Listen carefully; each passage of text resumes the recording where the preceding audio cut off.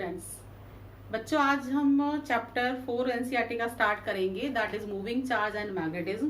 Chapter 4 and 5 both are carry the 8 marks. यानी कि अगर मैं बात करूं बोर्ड की तो 4 और 5 दोनों मिलकर 8 मार्क्स के आते हैं। अब 8 नंबर के 2 चैप्टर आ रहे हैं तो कहाँ से कितना, क्या दोनों से इक्वल मार्क्स का आता है या नहीं। तो मोस्ट ऑफ यानी कि 90% केसेस में से आपका 5 या 6 मार्क्स का चैप्टर 4 से आता है, ओके और 2 या 3 ज्यादा आपका चैप्टर 5 से आता है। सो चैप्टर 4 ज्यादा मोस्ट इंपोर्टेंट हो जाता है। चैप्टर 4 एक जैसे थर्ड चैप्टर भी हमारा चल रहा है लेक्चर में, तो third chapter is the most important for 2 और 3 मार्क्स क्वेश्चन, बल्कि वो 7 का है, पर this chapter is most important for 5 marks question also. यानी कि यहाँ से हमारा एक 5 मार्क्स का क्वेश्चन बनता ही बनता है, और कौन सा क्वेश्चन बनता है ये भी डेफिनेट है। जो यहाँ 5 मार्क्स का क्वेश्चन बनेगा उसके ऊपर मैं 5 मार्क्स का क्वेश्चन लिखती जाऊंगी। पर chapter is a very interesting chapter. Okay, होता क्या है कि हम मैग्नेटिक फील्ड के बारे में बहुत पुराने टाइम से जानते हैं। यानी कि हम ये कहते हैं कि 16th सेंचुरी में स्टार्ट हो गया था, 1600 सेंचुरी में, कि भाई मैग्नेट होता है या कुछ ऐसे सब्सटेंस होते हैं जो आयरन पीसेस को अपनी तरफ अट्रैक्ट करते हैं। क्लियर, वो नेचुरल मैग्नेट हुआ करते थे। अब 18 के मिड में आके ये सोचा गया, क्या जब करंट इन्वेंटेड हो चुकी थी, कि क्या करंट से भी मैग्नेट पॉसिबल है।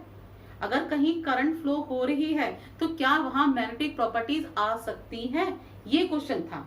और तो एक साइंटिस्ट था ऑरेस्टेड, उसने लैब में एक्सपेरिमेंट किया, है ना। और लैब में जब वो एक्सपेरिमेंट कर रहा था तो वो यही एक्सपेरिमेंट देखना चाह रहा था कि करंट फ्लो करके क्या मैग्नेटिक पॉसिबल है। और बच्चों there are so many experiment is done by the Oersted, यानी बहुत सारे एक्सपेरिमेंट उसने किए।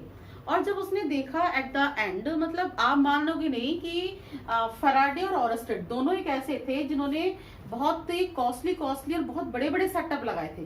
और एट द लास्ट जब वो बहुत डिस्टर्ब हो गए तो एक सिंपल सा उसने एक सेटअप दे रखा था, एंड उसने दिया कि the flowing current give the magnetic effect. और बच्चों क्या था, सिंपल कुछ नहीं, एक वायर लिया, इस वायर को एक बैटरी से कनेक्ट किया, क्लियर, और एक की ली। एक क्या ली, की। ओके, की लेने के बाद उसने यहाँ पर एक कंपास निडल रखी, that is the compass needle. Compass needle में ये मैग्नेटिक निडल होती है, यानी कि अगर मैग्नेट होता है तो ये डिफ्लेक्ट होती है, अगर नहीं होता तो डिफ्लेक्ट नहीं होती। तो उसने देखा कि जब की ऑफ है, जब ये की ऑफ है तो इसका मतलब यहाँ कोई करंट नहीं थी। जब कोई करंट नहीं थी तो निडल में कोई डिफ्लेक्शन नहीं था। जैसे ही उसने की को ऑन किया, करंट फ्लो होने लगी प्लस से माइनस। अब करंट फ्लो होते इज अ रिमार्केबल इन्वेंशन। उसने देखा कि निडल बिकम्स टू डिफ्लेक्टेड। सोचो, जो इतने साल से एक्सपेरिमेंट कर रहा हो और उसके सामने देखा कि करंट को फ्लो होते ही निडल क्या हो जाए, डिफ्लेक्टेड हो जाए, और निडल में डिफ्लेक्शन आ गया। And flowing current gives a magnetic field, क्योंकि तो मैग्नेटिक फील्ड की वजह से डिफ्लेक्टेड होनी थी, तो flowing current give the magnetic field. और ये उस टाइम की सबसे रिमार्केबल इन्वेंशंस थी, जिससे करंट से हम मैग्नेट ले रहे थे एंड जिससे हम इलेक्ट्रोमैग्नेट बना सकते थे। और जैसे ही इलेक्ट्रोमैग्नेट इन हुई उसके बाद से हमारी मॉडर्न फिजिक्स का एक न्यू युग स्टार्ट हुआ। क्लियर, यानी कि जिसे मॉडर्न फिजिक्स कहते हैं। आजकल इलेक्ट्रॉनिक्स डिवाइस में जितनी भी यूज देखोगे वहां पर एक इलेक्ट्रोमैग्नेट का एक सबसे इंपॉर्टेंट रोल होता है। सबसे इंपॉर्टेंट आपका जो भी स्पीकर्स होते हैं, आपके फोन में स्पीकर्स होते हैं, और there are so many places where we use the electromagnet. और आपके सामने कौन देके गया ये हिंट, ये देके गया ऑरेस्टेड। और आपको इस फिजिक्स का बता दूं, chapter 4, then chapter 6, then chapter 7, then chapter 8, यानी कि चारों चैप्टर एक दूसरे से लिंक्ड हैं। लिंक्ड मतलब कैसे एक साइंटिस्ट ने दूसरे की इन्वेंशन पकड़ी, दूसरे ने तीसरे की इन्वेंशन पकड़ी, और कैसे मॉडर्न फिजिक्स के युग की तरफ हम चले। तो आप बहुत एंजॉय करोगे इसको। और फिलहाल आप चैप्टर 4 में ऑरेस्टेड तक ही हम अपनी बात लिमिट रखते हैं कि ऑरेस्टेड कह के गया flowing current gives the magnetic field. Oersted का यही काम खत्म था, भाई कोई इतना सा भी बात बोल देते इज द बेस्ट इन्वेंशन, तो ऑरेस्टेड का इतना बात खत्म थी। अब उसके बाद अलग अलग साइंटिस्ट आए, उन्होंने अपने अपने रूल दिए to find out the magnetic field with by the different shape using the current. कोई सर्कुलर शेप, कोई लीनियर शेप, कोई हेलिकल शेप, यानी कि अलग अलग शेप में हम करंट फ्लो करेंगे और करंट फ्लो करके हम मैग्नेटिक फील्ड फाइंड आउट करेंगे। Clear everybody? और उसमें जो सबसे पहला साइंटिस्ट आया जिसका रोल प्ले हुआ दैट इज वायट सैवर्ट्स। तो अब हम क्या पढ़ने वाले बेटा? वायट सैवर्ट्स लॉ। अब हमारा आएगा वायट सैवर्ट्स लॉ। वायट सैवर्ट्स ने क्या कहा सुनो। वायट सैवर्ट्स ने अपना एक एक्सपेरिमेंटल रूल निकाला, यानी कि अपना एक एक्सपेरिमेंटल फॉर्मूला निकाला which is used to find out the magnetic field, which is used to find out the magnetic field by the non-linear current carrying wire। non-linear current carrying wire की वजह से उससे r डिस्टेंस दूर इस point पर कितना magnetic field होगा, that is the Biot Savart's law. और वायट सैवर्ट्स ने इसको दिया। क्लियर? अब उसको ये बेटा एक्सपेरिमेंटल वेरिफिकेशन है ना, तो हम ये निकालेंगे। तो ये एक उसने डीएल एलिमेंट ले लिया, डीएल एलिमेंट लिया और यहाँ पे थीटा एंगल जा रहा है, करंट आई जा रही है और डीएल एलिमेंट है। तो बेटा जब current is the scalar quantity है ना, पर करंट के साथ करंट डेंसिटी आ जाए, करंट एलिमेंट आ जाए, यानी कि all are treat as the vector quantity. So ये जो है यहाँ से इसमें से आई करंट जा रही है और डीएल एलिमेंट है, तो I dl is treat as a what? Vector quantity. इसकी वजह से इस पॉइंट पर मैग्नेटिक फील्ड निकालना है, तो मैग्नेटिक फील्ड स्मॉल होगा, डीवी मतलब small magnetic field is directly proportional to current element. What is current element? Ideal. Okay, DV is directly proportional to the sine of the angle, यानी कि sine theta. अगर मैं इसका component breakup करती हूँ तो इधर की तरफ कॉस आएगा और ऐसे साइन आएगा। कॉस वाला कंपोनेंट तो वायर के ऊपर ही आ गया, तो this component is use sine theta. Okay, and the dv is inversely proportional to what? dv is inversely proportional to the square of the distance between the point and non-linear wire। clear? So it is follow the inversely square law same as the Coulomb's law, यानी कि Coulomb's law भी inversely square law follow करता है और ये भी inversely square law follow करेगा। Combine to the all, then dv is directly proportional IDL sin theta by r square। Clear everybody? What is dv? That is a magnetic field intensity बोलो, magnetic field induction बोलो। Clear? किसकी वजह से? इस current की वजह से इस पॉइंट पर निकाल रहे हैं, है ना। What is ideal? That is a current element that is treated as a vector quantity. अभी मैंने यहाँ किसी के ऊपर वेक्टर पुट नहीं किया। डीवी जब प्रोपोर्शनल हटाऊंगी तो बेटा यहाँ कांस्टेंट लगाऊंगी K I D L sine theta by R square. Clear everybody? What is K? K क्या है? वेयर इज के? बच्चे म्यू नॉट अपॉन 4 पाई। के क्या है? Constant of proportionality. किसके इक्वल होती है? म्यू नॉट अपॉन 4 पाई। म्यू नॉट क्या होता है? Mu naught is permeability of free space, of free space. याद करो जब हमने इलेक्ट्रिक फील्ड पढ़ा था तो वहां परमिटिविटी थी एप्सिलॉन नॉट, और यहाँ कौन है? परमिएबिलिटी। जो हमारी फील्ड है उनको रिप्रेजेंट कर रहे हैं, इलेक्ट्रिक फील्ड को कौन आ रहा था? Epsilon not. और मैग्नेटिक फील्ड कैसे रिप्रेजेंट हो रही है बेटा? म्यू नॉट से, that is the permeability. Clear everybody? What should be the value of mu naught? तो बेटा म्यू नॉट की वैल्यू जो होगी हमारी, listen, what is the mu naught? तो म्यू नॉट होता है मेरा 4 पाई इंटू 10⁻⁻⁷। कितना होता है? 4 pi into 10⁻⁻⁷। What should be the unit of mu naught? तो लिसन, म्यू नॉट के डायरेक्टली, तो जो के की यूनिट होगी वही म्यू नॉट की यूनिट होगी, है ना। के की यूनिट क्या होगी? मैग्नेटिक फील्ड कितना होता है बेटा? मैग्नेटिक फील्ड होता है, यूनिट सुनो, टेस्ला। मैग्नेटिक फील्ड की यूनिट क्या होती है बेटा? टेस्ला। टेस्ला हो गया। आई कितना होता है? एम्पियर। डीएल कितना होता है? मीटर। और आर स्क्वायर कितना होता है? Metre square.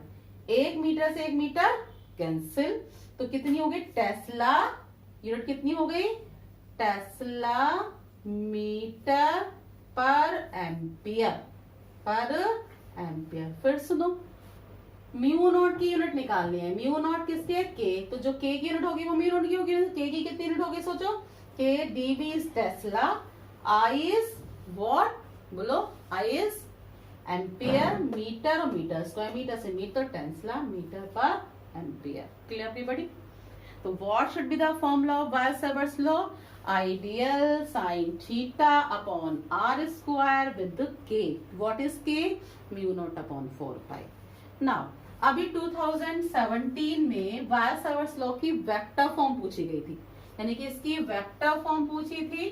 तो what is the vector form, सोचो, मैंने यहाँ वेक्टर लगाया, मेरे पास क्या फॉर्मूला है अभी बायो-सावर्ट्स लॉ का, dv equals to mu not upon 4 pi I D L sine theta by R square. ध्यान से देखना, अब अगर बच्चों मैंने वहां वेक्टर पुट नहीं करता, मेरा पूरा फॉर्मूला सही आ रहा था, तो आप गलती से भी शुरू में वेक्टर लेके नहीं चलना। अगर आप वेक्टर लेके चलोगे तो आपको पूरी वेक्टर फॉर्म में ढंग से लिखना पड़ेगा। आप क्या करना, स्टार्टिंग में ड्राइव इसी तरीके से लेके चलना और बाद में इसकी वेक्टर फॉर्म डाल देंगे। तो डीवी हो गया। अब बच्चों क्या होगा, सुनो, अगर मैं इसके ऊपर वेक्टर लगाती हूँ तो ये रॉन्ग हो जाता है, यानी कि वेक्टर लगाती हूँ, वेक्टर क्या होता है, मैग्नीट्यूड एंड डायरेक्शन, तो that should be magnitude. So direction के लिए मुझे यहाँ क्या लिखना पड़ेगा, आर्क है। आई बात समझ में? तो अगर आप यहाँ अकेले इस साइड वेक्टर लेके चलोगे तो यहाँ गलती कर दोगे। सो वेक्टर फॉर्म अलग लिख देंगे, लिख दी, dB vector mu not upon 4 pi I D l, r cap क्या होता है, यूनिट वेक्टर क्या होता है, यूनिट वेक्टर होता है बच्चे, यहां मैं लिख देती हूँ, यूनिट वेक्टर मतलब वेक्टर अपॉन इट्स मैग्नीट्यूड। क्या होता है unit vector, vector upon its magnitude, that is the value of unit vector. क्या लिखूं बताओ, ideal sine theta vector R upon magnitude, तो आर क्यूब हो गया क्योंकि एक आर और था। ये भी वेक्टर क्वांटिटी है और ये भी वेक्टर क्वांटिटी है, दो वेक्टर क्वांटिटी का साइन थीटा लगाओ, याद आ रहा है, A cross B equal to A B sine theta, होता था नहीं होता था, ए और बी दोनों वेक्टर क्वांटिटी पर मैग्नीट्यूड अगर साइन हटा दो तो क्या लिख देंगे, A cross B. So what should be, dB equals to mu not upon 4 pi, I is current, sine हटा के क्या लिखूंगी मैं, डीएल के और आर के बीच में क्या लगा दूंगी, क्रॉस, क्योंकि दोनों वेक्टर का क्रॉस प्रोडक्ट है, अपॉन में R cube. What is this, that is the vector form of Biot Savart's law. क्या है बेटा ये मेरी वेक्टर फॉर्म है, किसकी बोलो, बायो-सावर्ट्स लॉ की। ओके बच्चे, क्लियर होगी बात ये? अब इसका कंक्लूजन निकालेंगे, ये क्लियर हुआ? तो अब इसका कंक्लूजन क्या, वीडियो पोस्ट करके आप एक बार राइट डाउन कर लेना, then start to conclusion of this formula की। और कंक्लूजन के बाद हम डायरेक्शन भी देखेंगे, क्योंकि मैग्नेटिक फील्ड इंटेंसिटी की डायरेक्शन भी होती है और इसकी डायरेक्शन ऐसे सिंपल इलेक्ट्रिक फील्ड इंटेंसिटी नहीं होती, पॉजिटिव से नेगेटिव जाए, इसके लिए हमें रूल यूज करने पड़ेंगे। तो क्या है देखो बच्चों, अब हम लेते हैं direction of magnetic field. Okay, तो direction of magnetic field, MF का मतलब बच्चे मैग्नेटिक फील्ड। लिसन, कई तरीके से निकल सकती है पर मैं यूज कर रही हूँ राइट हैंड थंब रूल। हम किसको यूज कर रहे हैं, राइट हैंड थंब रूल। मेरे साथ साथ यूज करना अपने हैंड को। Okay, right hand thumb rule से देखते हैं, डायरेक्शन दो तरह की होती है, एक इनवर्ड और एक आउटवर्ड। यानी कि अगर मैं कहूं जैसे इनवर्ड आउटवर्ड का मतलब, भाई आपका ये कहूं कि जैसे ये फ्लोर है तो नीचे की तरफ इनवर्ड हो गए, ऊपर की तरफ आउटवर्ड हो गए, यानी कि अंदर की तरफ इनवर्ड और बाहर की तरफ आउटवर्ड। तो हमेशा क्रॉस, इनवर्ड को किससे शो करेंगे, क्रॉस से, और डॉट से किसको शो करेंगे, आउटवर्ड को, आउटवर्ड। समझ में आ गया? क्रॉस से किसको शो करेंगे, इनवर्ट से, और डॉट को किससे शो करेंगे, क्रॉस से। किस तरीके से राइट हैंड थंब रूल को यूज करते हैं, द फर्स्ट डायग्राम, करंट बच्चे ऐसे फ्लो हो रही है ना, that is the right hand. Right hand का एक thumb is show the direction of current. तो मैंने कर दिया और मेरी फिंगर देखो, इधर से फिंगर बंद करो तो इस साइड से, यानी कि कौन सा साइड है ये आपका, लेफ्ट हैंड साइड से फिंगर बोर्ड से बाहर आ रही है ना, यहाँ बोर्ड से बाहर आ रही है, तो इसका मतलब ये डॉट हो गया। और राइट हैंड में अंदर जा रही है, इसका मतलब क्रॉस हो गया। तो यहां से बाहर आ रही है और यहाँ अंदर, तो इसका मतलब दिस साइड इज डॉट और this side is cross. Clear, okay. अब देखो बच्चे इधर आ गए, ये क्रॉस हो गया। अब करंट मैंने नीचे कर दी, थंब यहाँ ऊपर था, thumb only show the direction of current, तो थंब को करंट की डायरेक्शन में करो, तो थंब ऊपर तो ऊपर, थंब नीचे तो नीचे कर दिया। हाथ को जबरदस्ती नहीं मोड़ना, थंब ऊपर थंब नीचे कर दिया। अब करो, कहाँ जा रही मेरी फिंगर, बोर्ड के अंदर ना, प्लेन के अंदर ना, क्रॉस, और यहां से कहाँ आएंगे, बाहर आएंगे, तो डॉट। तो दिस साइड इज क्रॉस और this side is dot. Okay, suppose करो कि आप में करंट ऐसे जाए, तब क्या, थंब को किसकी तरफ करोगे, बोलो करंट की तरफ ना, तो थंब इधर है, तो मैंने थंब को करंट की तरफ कर दिया। अब इधर से मेरी फिंगर कहाँ आ रही है, अंदर या बाहर, बाहर, तो यहाँ क्या होगा बोलो, डॉट। इधर क्या आ रही है, अंदर, मतलब क्रॉस, तो यहाँ क्या हो गया बोला, डॉट मतलब आउटवर्ड, और यहाँ क्या हो गया, क्रॉस मतलब इनवर्ड। ओके, चलो एक और करते हैं। अब करंट को ऐसे फ्लो करते हैं। अब मैंने करंट को ऐसे फ्लो करा, जब मैंने करंट को इस तरीके से फ्लो करा, तो थंब किधर जाएगा, यहाँ थंब ऐसे था, तो यहाँ थंब ऐसे जाएगा। जब थंब ऐसे जाएगा तो बताना कहाँ जा रही है, इनवर्ड ना, तो दिस साइड इज इनवर्ड, तो उधर क्या आएंगी, आउटवर्ड, तो यहाँ क्रॉस और यहाँ डॉट। किससे निकाली मैंने, राइट हैंड थंब रूल से। किससे निकाली बेटा, राइट हैंड थंब रूल से, यानी कि the direction that is used by the right hand thumb rule.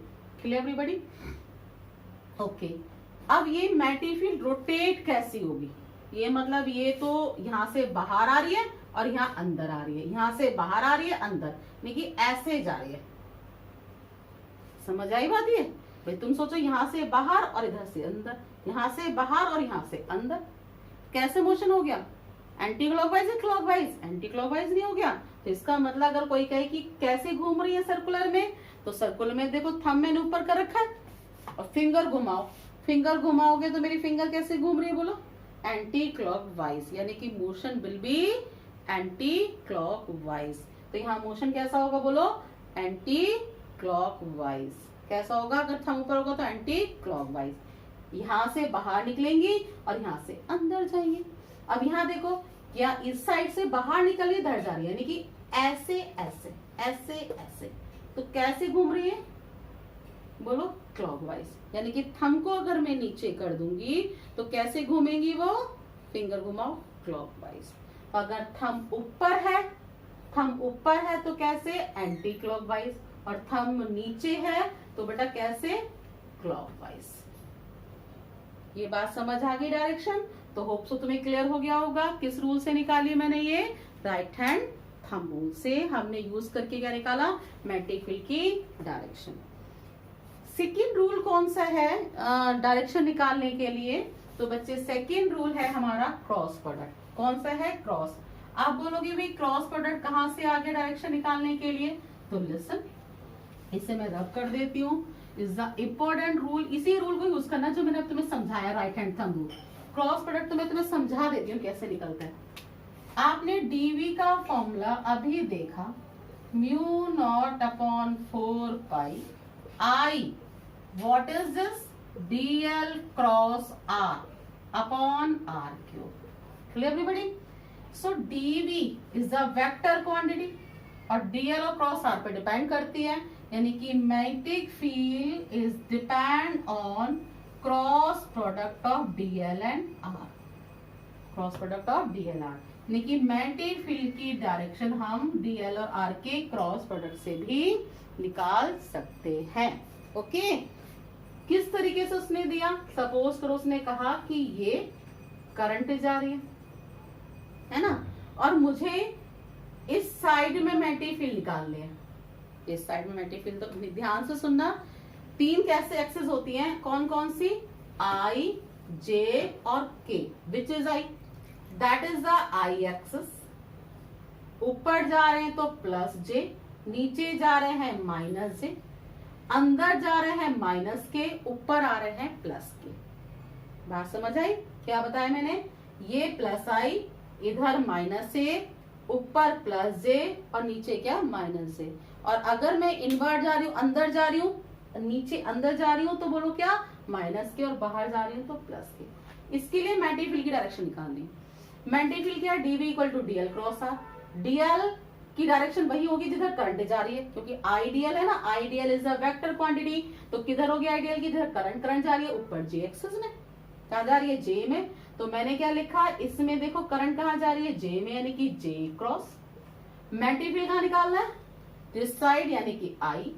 तो जे क्रॉस आई का जे के साथ मल्टीप्लाई क्या होगा, के क्रॉस। तो जे क्रॉस आई इज माइनस के, जे क्रॉस आई इज माइनस के मतलब क्रॉस, क्रॉस मतलब इनवर्ट। तो क्या इधर माइनस, क्या यहाँ डॉट, यहाँ क्रॉस आ रही थी, नहीं आ रही थी। तो in this way we find out the direction of magnetic field. तो बहुत आराम से वीडियो देखना एंड समझना कि किस तरह से हम मैग्नेटिक फील्ड की डायरेक्शन को फाइंड आउट कर सकते हैं, एक राइट हैंड थंब रूल से और एक क्रॉस प्रोडक्ट से। ओके, एक चीज और, similarities of Coulomb's law and Biot Savart's law. तो Biot Savart's law and Coulomb's law both are follow the inversely square law. दोनों में ही सुपरपोजिशन प्रिंसिपल यूज होता है, यानी कि दोनों में ही सुपरपोजिशन प्रिंसिपल यूज होगा। दोनों ही किसको फॉलो करेंगे, इनवर्सली स्क्वायर। दोनों में डिससिमिलरिटीज क्या है, तो लिसन, कूलम्ब फोर्स दो स्केलर क्वांटिटी के प्रोडक्ट के डायरेक्टली प्रोपोर्शनल होता था, याद करो, Q1 and Q2। And the bio-Savart's law दो वेक्टर क्वांटिटी के क्रॉस प्रोडक्ट के इक्वल होता है। कूलम्ब्स लॉ किसके होता था, दो स्केलर क्वांटिटी के प्रोडक्ट के इक्वल होता था, और ये दो वेक्टर के क्रॉस प्रोडक्ट के होता है। Coulomb's law is independent of the angle, और ये किस पर डिपेंड करता है, एंगल पर डिपेंड करता है। एंड एनसीईआरटी का एग्जांपल 4.5, एनसीईआरटी का एग्जांपल 4.5 इसी फॉर्मूले के ऊपर है। तो आज हमने बायो-सावर्ट्स लॉ डिस्कस किया, किस तरीके से मैग्नेटिक फील्ड आया ये डिस्कस किया, और नेक्स्ट वीडियो में हम बच्चे बायो-सावर्ट्स लॉ के एप्लीकेशन लेके चलेंगे। ओके, सो लेक्चर को देखो ध्यान से, समझो, इम्पोर्टेंट लेक्चर। ओके बच्चों, थैंक यू।